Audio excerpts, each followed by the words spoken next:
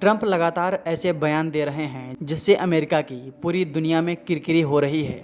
ऐसा लगता है कि ट्रंप मानसिक रूप से स्टेबल नहीं हैं और ऐसे इंसान के हाथ में दुनिया की सबसे ताकतवर सेना की कमान है। ट्रंप के इन बयानों को देखकर अब अमेरिका में कई दिग्गज नेता ऐसा कदम उठाने जा रहे हैं जिससे ट्रंप पूरी तरह से हिले हुए हैं।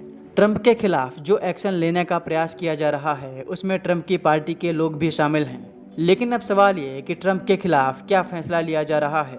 आइए आपको विस्तार में बताते हैं। so hard that they don't know what the fuck they're doing. Do you understand that? Well, they should give me the Nobel Prize for Rwanda and if you look the Congo, or you could say Serbia, Kosovo, you could say a lot of them. You could say, I mean, the big one is India and Pakistan.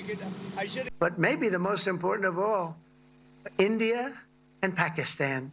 ये जो आपने video देखी, इन्हें देखकर ऐसा लगता है कि ट्रंप मानसिक रूप से अस्वस्थ हैं। ट्रंप ने पहले वादा किया था कि वो राष्ट्रपति बनते ही रूस और यूक्रेन का युद्ध रुकवा देंगे, इजराइल और हमास का भी युद्ध बंद करा देंगे, लेकिन वो ऐसा नहीं कर सके, बल्कि ईरान और इजराइल को भिड़ा दिया।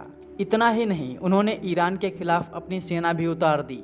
ट्रंप ने पहले कहा कि वो ईरान में रिजीम चेंज कर देंगे, फिर अचानक सीज फायर का ऐलान कर दिया और ईरान की तारीफ करने लगे। इससे पहले ट्रंप भारत और पाकिस्तान की भी सीज फायर कराने का ऐलान भी कर चुके हैं, जिसे भारत ने झूठा बताया था।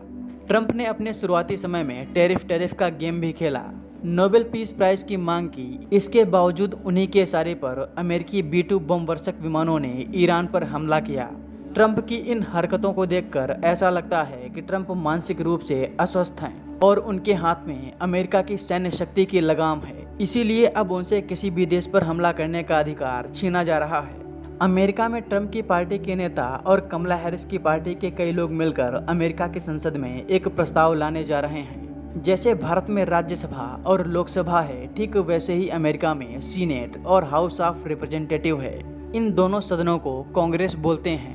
इसमें अब कई नेता ट्रंप के खिलाफ वॉर प्रोटेक्शन एक्ट नाम का कानून लाने जा रहे हैं। अगर ये कानून अमेरिका की संसद में पास हुआ तो ट्रंप से सैन्य हमले के अधिकार छीन लिए जाएंगे और ये अधिकार संसद के पास चले जाएंगे। हालांकि जो लीडर्स अभी ये प्रस्ताव लाना चाहते हैं उनमें मतभेद है। कुछ लोग चाहते हैं कि सिर्फ ट्रंप से ही ये शक्तियां छीनी जाएं, आगे आने वाले राष्ट्रपतियों से नहीं। हालांकि अब देखना ये होगा कि ये प्रस्ताव पास होता है या नहीं।